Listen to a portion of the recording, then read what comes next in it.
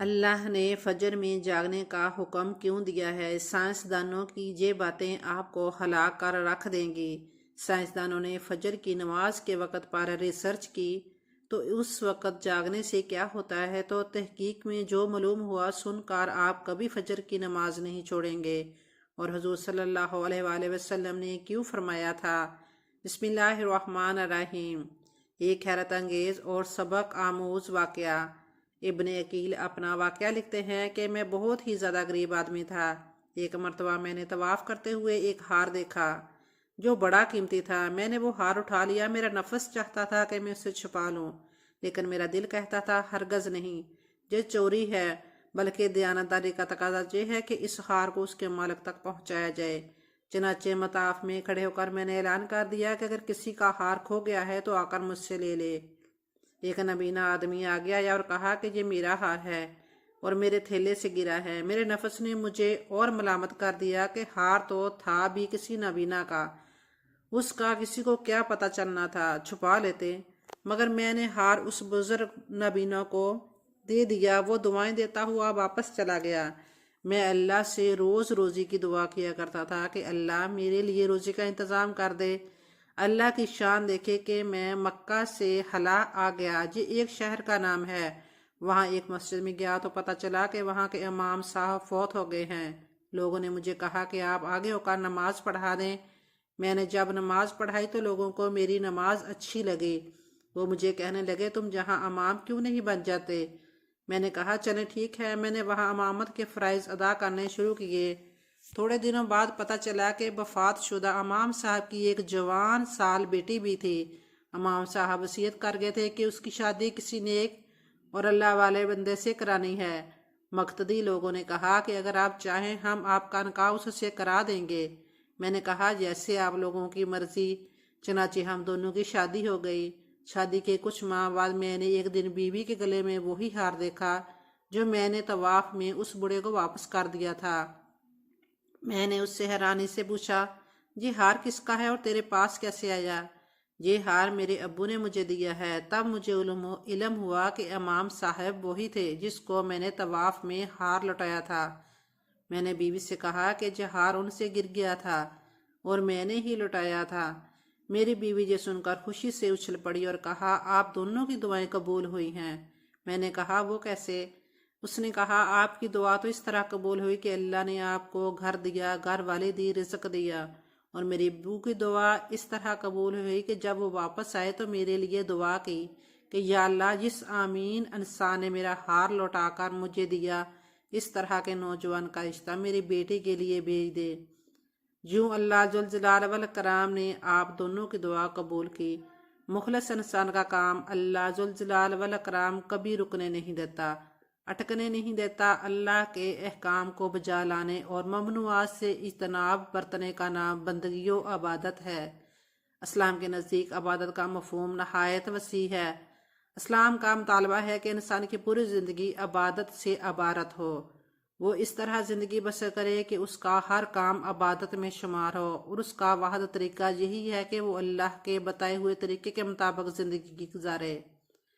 تمام عبادات میں نماز کو جو اہمیت اور فضیلت حاصل ہے وہ کسی بھی صاحب ایمان اہل نظر سے پوشیدہ نہیں۔ نماز کی اہمیت کا اندازہ اس بات سے لگائیں کہ قرآن کریم کے ہر پیغام میں صلاۃ یعنی نماز کا لفظ حرف جلی میں موجود ہے۔ ایمان کے بعد سب سے اہم رکن جس کا مطالبہ اہل اسلام سے کیا گیا ہے وہ نماز ہی ہے۔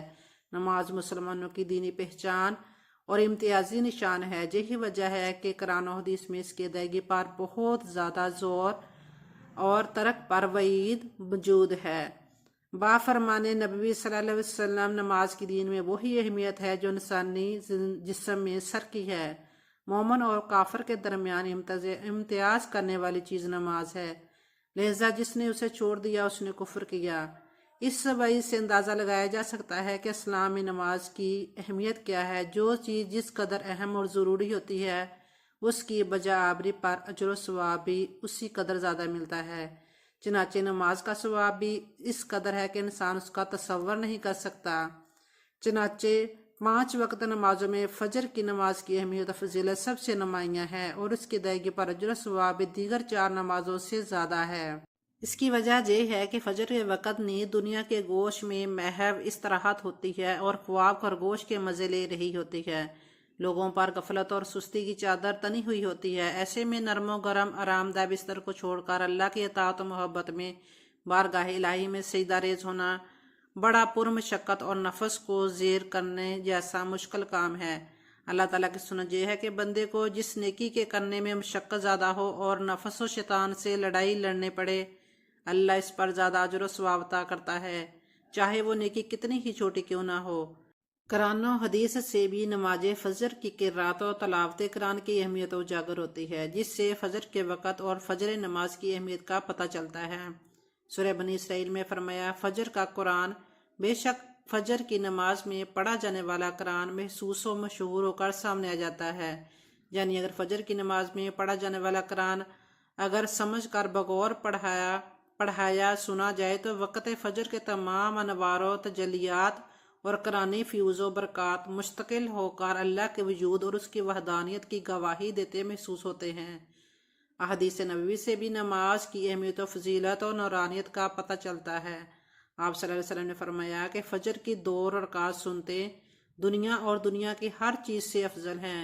कुरान और हदीस और इस्लामी लिटरेचर में दुनिया से मराद मशरक़ व मगरब, शुमाल और जनूब का कुर्रा अर्ज़ी नहीं, बल्कि दुनिया से मराद कायनात और उसकी तमाम तर नेमतें, खजाने, दौलत, सरवत और हुकूमत और सतवत है।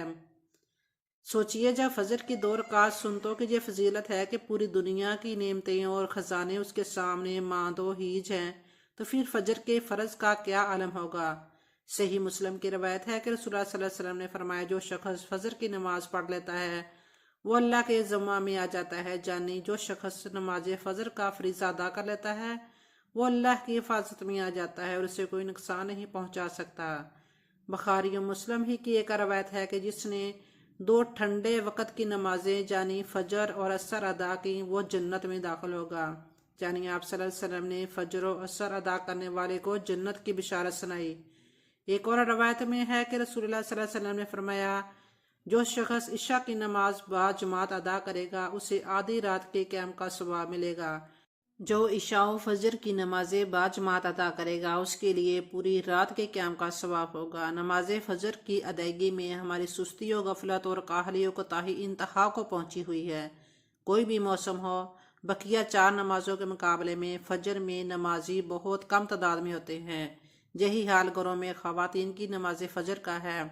फजर में वो एहतमाम नहीं होता जो बकिया 4 नमाजों की अदायगी में होता है। मौसम गर्मा में रातें छोटी होने का बहाना, मौसम सरमा में सुबह सर्दी का बहाना, अज़र लंग, लेकिन हमारा हर बहाना और उज़र नमाज में कोताही और गफलत के सिलसिले में अल्लाह के यहाँ नाकाबिल कबूल होगा। हम में से अक्सर लोगों को एक ही शिकवा हमेशा रहता है कि रोज़ी में बरकत नहीं, घर में बरकत नहीं, कितना ही कमा ले पता ही नहीं चलता कि कहाँ गया। हर वक्त कोई ना कोई परेशानी रहती है, कभी बीमारी तो कभी कोई और तंगी। अगर हम इस तमाम बेबरकती, तंग दस्ती, बेरोज़गारी और परेशानियों को नमाज फजर की अदम अदायगी के पस मंज़र में देखें तो मालूम होगा कि ये सब बेबरकती इसी वजह से हैं कि हम नमाज फजर की अदायगी में हद दर्जा कोताही, गफलत, लापरवाही और सुस्ती का शिकार हैं। रसूलुल्लाह सल्लल्लाहु अलैहि वसल्लम के इस हवाले से मुतअद्दिद अहादीस मौजूद हैं जिनमें रिज़्क़ की तकसीम व फराबानी और बरकत को नमाज फजर की अदायगी से मशरूत किया गया है। एक फरमान नबी सल्लल्लाहु अलैहि वसल्लम का मफ़हूम है कि रिज़्क़ तकसीम करने वाला फरिश्ता हर सुबह फजर के वक़्त बंदों का रिज़्क़ लेकर ज़मीन पर उतरता है। लिहाजा जो दरवाज़ा फजर के वक़्त खुला होता है फरिश्ता उसका रिज़्क़ दरवाजे पर रख कर चला जाता है, और जो दरवाज़ा फजर के वक़्त बंद होता है फरिश्ता उसका रिज़्क़ वापस लेकर चला जाता है। इस फरमान नबी सल्लल्लाहु अलैहि वसल्लम में फजर के वक़्त दरवाज़ा खुला होने का मतलब ये है कि जिस घर के अफराद सुबह फजर के वक़्त बेदार होकर नमाज फजर अदा करते हैं उन्हें उनका रिज़्क़ अता कर दिया जाता है। दरवाज़ा बंद होने से मुराद ये है कि जिस घर के रहने वाले सुबह फजर के वक़्त सोते रहते हैं और नमाज फजर की अदायगी में गफलत और कोताही के मुर्तकिब होते हैं उन्हें उनके रिज़्क़ से महरूम रखा जाता है। रसूलुल्लाह सल्लल्लाहु अलैहि वसल्लम के फरमान के मुताबिक फजर और इशा की नमाजें खैर व बरक़ात से मामूर हैं। इन 2 नमाजों की अदायगी بے شمار نیکیوں اور ثواب کے ذخائر اور رزق اور برکتوں کے خزانے جمع کرنے کا سبب ہیں۔ جیسا کہ رسول اللہ صلی اللہ علیہ وسلم نے ارشاد فرمایا، اگر لوگوں کو عشاء اور فجر کی نمازوں کا ثواب، اجر و خیر و برکات معلوم ہو جائے تو وہ ان دو نمازوں میں ضرور آئیں گے، چاہے کوہنوں کے بل گھسیٹتے ہوئے کیوں نہ آنا پڑے۔ جو لوگ اکثر نماز فجر خصوصاً اور دیگر نمازوں کو عموماً چھوڑ کر اپنے گھروں میں خیر و برکت کے لیے قرآن خوانی، میلاد کے محافل کے انعقاد، لوحے کرانے کے تعویذ اویزہ کرنے جیسے نیک کاموں کی طرف متوجہ ہوتے ہیں، اس سے تو انکار نہیں کہ بلا شبہ ان تمام کارہائے خیر میں برکت کا عنصر موجود ہوتا ہے، لیکن قرآن خوانی، محفل میلاد، لوحے کرانے کے نقش گھر میں اویزہ کرنے سے خیر و برکت کا ہونا نماز کی ادائیگی سے مشروط ہے۔ ہر خیر و برکت کے سوتے نماز سے پھوٹتے ہیں۔ اللہ کی تمام نعمتوں، برکتوں اور رزق کے تمام دریا نماز کی ادائیگی ہی میں بہتے ہیں۔ اس کے ساتھ ہی یہ امر بھی اہم ہے کہ فجر کے علاوہ بقیہ چاروں نمازوں میں بھی خیر و برکت نماز فجر کی ادائیگی ہی سے مشروط ہے، اس لیے کہ خیر و برکت کا آغاز نماز فجر کی ادائیگی ہی سے ہوتا ہے۔ ہمیں اپنے گھروں میں تمام اہل خانہ کی نماز فجر کی ادائیگی کے حوالے سے اپنا اور اپنے گھروں کا جائزہ لینا اور محاسبہ کرنے کی ضرورت ہے۔ اللہ تعالیٰ نے سورہ تحریم میں ارشاد فرمایا ہے، اے ایمان والو، خود کو اور اپنے گھر والوں کو اس آگ جانی جہنم سے بچاؤ جس کا ایندھن آدمی اور پتھر ہیں۔ ناظرین، کبھی آپ کے ذہن میں یہ سوال آیا ہے کہ اللہ نے ہمیں فجر کے وقت جاگنے کا حکم کیوں دیا ہے؟ کیا فجر کا وقت صرف نماز پڑھنے کا وقت ہوتا ہے؟ کیا اس وقت کے پیچھے ایک راز پوشیدہ ہے؟ وہ راز کیا ہے؟ اس راز کو جاننے سے پہلے ضروری ہے کہ ہم نماز کے بارے میں جانیں، جو ہم پر دن میں 5 مرتبہ پڑھنا فرض کی گئی، اور یہ 5 نمازیں کس طرح فرض ہوئی، اس کے پیچھے بھی ایک شاندار وجہ ہے۔ جس وجہ کا مظاہرہ سفر معراج میں اس وقت ہوا جب حضرت محمد صلی اللہ علیہ وسلم اللہ سے ملاقات کے لیے وقت کے انتہائی مختصر حصے میں 7ویں آسمان سے بھی آگے تشریف لے گئے تھے۔ اس رات اللہ تعالیٰ نے ایک خاص پس منظر میں اپنے حبیب رحمت دو عالم صلی اللہ علیہ وآلہ وسلم کو آسمان پر بلایا اور اپنے خصوصی انعامات سے نوازا۔ اس مبارک سفر میں اللہ تعالیٰ نے اپنے خاص قرب سے نوازا، انبیاء کرام سے ملاقاتیں کروائیں، جنت و جہنم کا مشاہدہ کروایا، نیکیوں کے اجر و ثواب اور بروں کے انجام و عذاب کا نظارہ کروایا۔ اس عظیم سفر میں بہت سے انعامات سے نوازا گیا، جن میں ایک خاص انعام امت کے لیے نماز کا تحفہ بھی ہے۔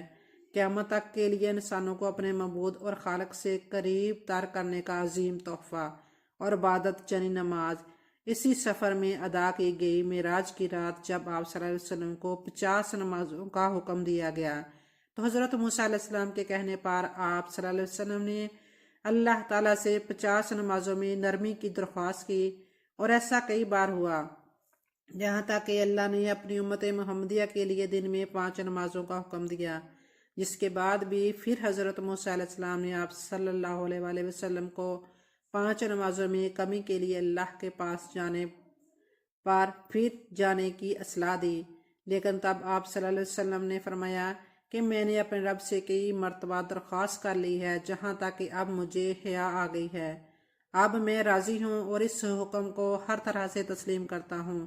ہر نماز پڑھنا ضروری ہے، اور یقیناً آپ کے لیے بھی نمازوں میں سب سے زیادہ مشکل نماز فجر کی نماز ہوگی، جس میں نیند کا غلبہ اتنا ہوتا ہے کہ انسان مشکل سے اٹھ پاتا ہے، لیکن دن کے اس خاص حصے میں جو راز پوشیدہ ہیں، اسے جب آپ جانو گے تو یقین کریں کہ آپ فجر کی نماز کبھی نہیں چھوڑنا چاہیں گے۔